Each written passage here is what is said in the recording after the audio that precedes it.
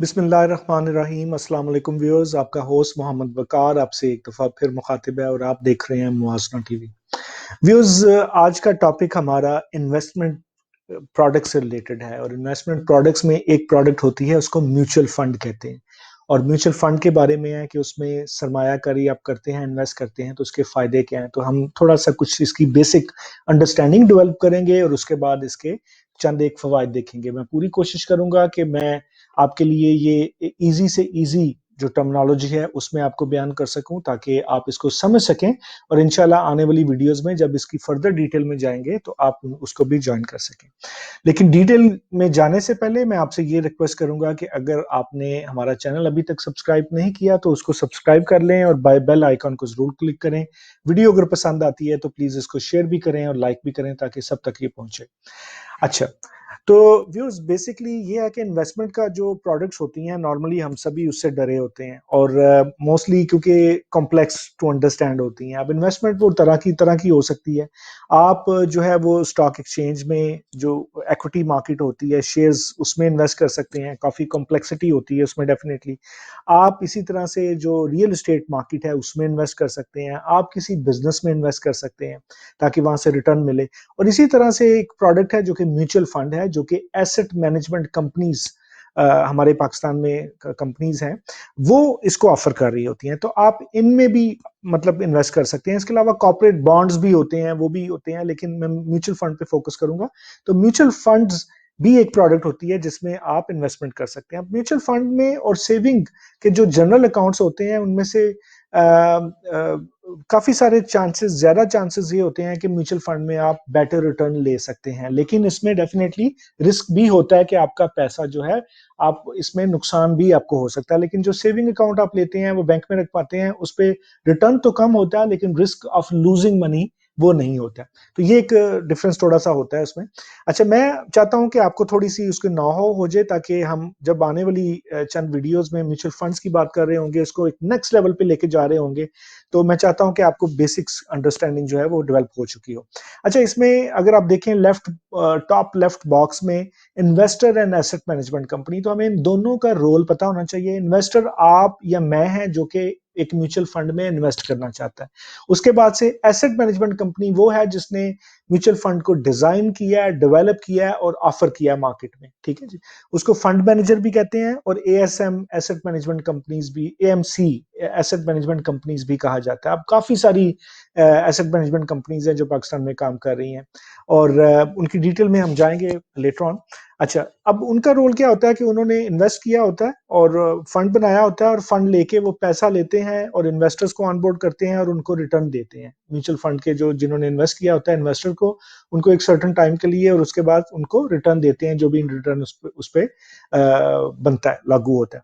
अच्छा, उसके बाद से म्यूचुअल फंड इटसेल्फ क्या है। म्यूचुअल फंड एक ऐसी प्रोडक्ट है जो कि ये क्या करते हैं, एक ऐसा फंड है जो कि पूल ऑफ मनी है बेसिकली। एक एक बॉक्स है जहां पे सारा पैसा इन्वेस्टर से लेके वो रखते हैं फॉर एग्जांपल, और उससे फिर वो सारा का सारा पैसा जो होता है वो फंड का, वो सर्टन प्रोडक्ट के लिए, सर्टन फंड के लिए उसको नाम दिया जाता है, कोई भी, फॉर एग्जांपल एबीसी। ठीक है, कुछ भी आप कह लें उस फंड को कि जी ये फंड एबीसी है। तो फंड एबीसी वो उसकी कुछ डिस्ट्रीब्यूशन इस तरह से कर दी जाती है कि उस फंड में से हम क्या करेंगे कि जी हम इस फंड का 10% जो है वो म्यूचुअल फंड का जो है 10% स्टॉक्स में हम देंगे। उसके बाद 50% हम बॉन्ड्स में इन्वेस्ट करेंगे। बॉन्ड्स क्योंकि लो रिस्क प्रोडक्ट्स होती हैं, ठीक है। और उसके अलावा हम मनी मार्केट में भी इन्वेस्ट करेंगे और भी बे इंतहा जो होती हैं, डिफरेंट सेक्टर्स होते हैं, डिफरेंट एलिमेंट होते हैं जिसमें वो म्यूचुअल फंड का जो पैसा होता है वो इन्वेस्ट करते हैं। तो असल फायदा क्या है इसका? फायदा ये है कि म्यूचुअल फंड की जो भी इन्वेस्टमेंट है, फॉर एग्जांपल आप कहते हैं जी 10,000 रुपया लेके मेरा इस वाले म्यूचुअल फंड में इन्वेस्ट कर दें।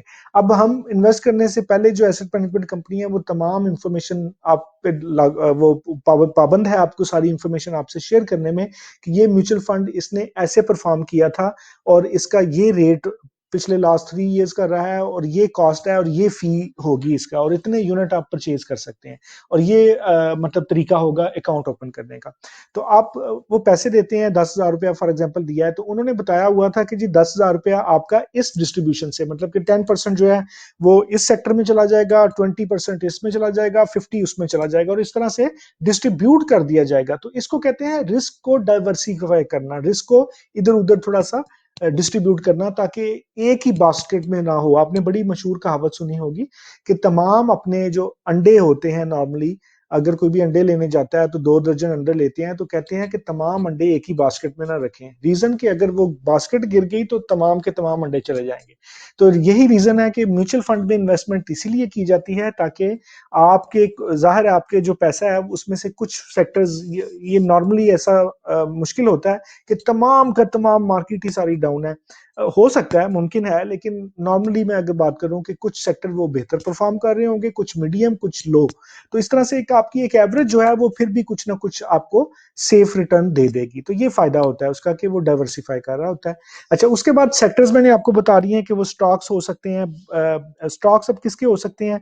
वो बैंकिंग के स्टॉक हो सकता है, वो सीमेंट इंडस्ट्री का स्टॉक हो सकता है, ऑयल एंड गैस हो सकती है, रिटेल हो सकता है, बॉन्ड्स हो सकते हैं, इस तरह की मनी मार्केट का हो सकता है। तो वो सेक्टर्स आपको बता दिए जाते हैं कि जी हम इस तरह से इस डिस्ट्रीब्यूशन से इन्वेस्ट करेंगे।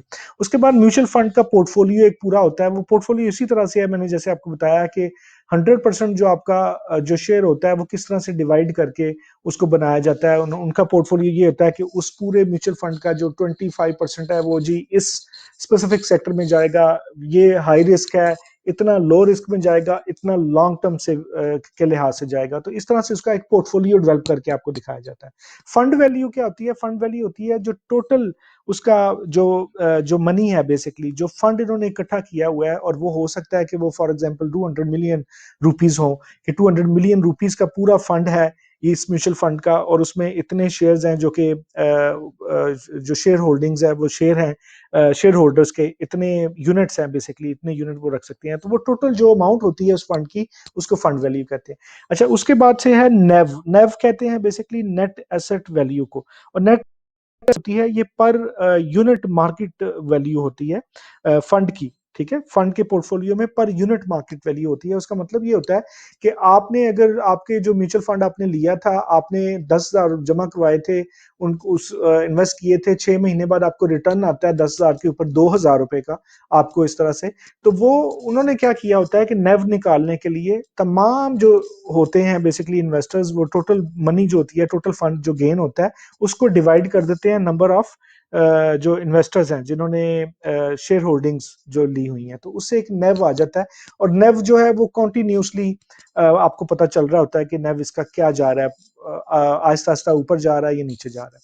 तो ये जनाब एक क्विक था इसका एक बेसिक टर्मिनोलॉजी का। आगे मैं इसके बेनिफिट्स देखने चाह रहा हूँ। बेहतरीन फायदा इसका ये है कि ये बहुत है सिंपल टू इन्वेस्ट है, बहुत ही सिंपल होता है अंडरस्टैंड करना, और उसके बाद आपको इसको इन्वेस्ट करना। आपने अकाउंट खोलना है और अपना पैसा वहां पे डिपॉजिट कर देना है, दैट्स इट। और उसके बाद जब भी आपने पैसा वापस निकालना है, किसी भी टाइम आप पैसा वापस निकाल सकते हैं। उसके बाद रिस्क डाइवर्सिफाई होता है। मैंने आपको बता दिया है कि रिस्क एक जगह पे नहीं जाएगा, मल्टीपल सेक्टर्स में जाएगा, और पूरे फंड में आपने क्योंकि डाला हुआ है पैसा, इसलिए कोई फंड बेहतर परफॉर्म कर रहा होगा, कोई अच्छा कोई बुरा, इस तरह से। जबकि कंपनी की, एसेट मैनेजर्स की कोशिश पूरी ये होती है कि फंड अच्छा परफॉर्म करे।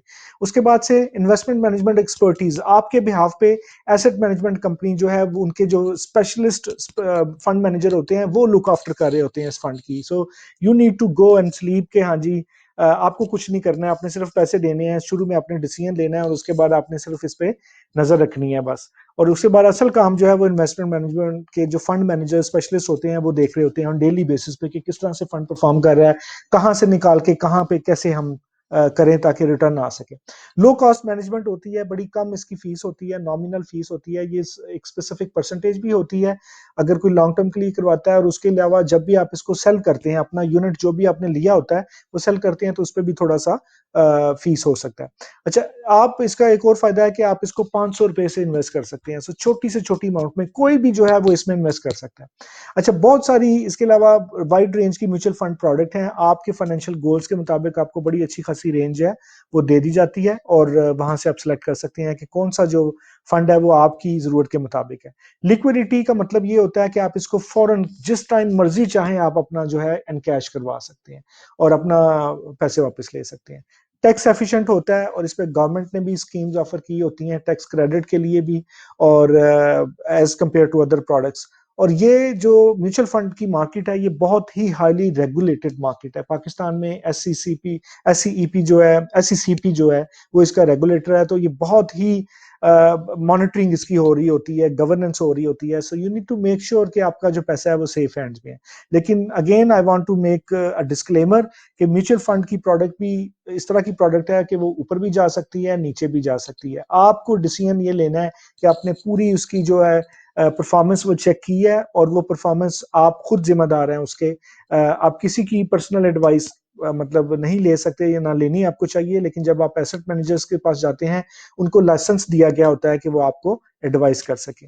तो होपफुली ये आपकी कुछ आपके लिए ये सेशन हेल्पफुल होगा। इंशाल्लाह नेक्स्ट सेशन में दोबारा से आएंगे और दोबारा से फर्दर इसको फर्दर डिटेल में नेक्स्ट लेवल में लेके जाएंगे। I would like to thank you very much and keep watching Muwazna TV. इंशाल्लाह फिर मुलाकात होगी। अल्लाह हाफिज।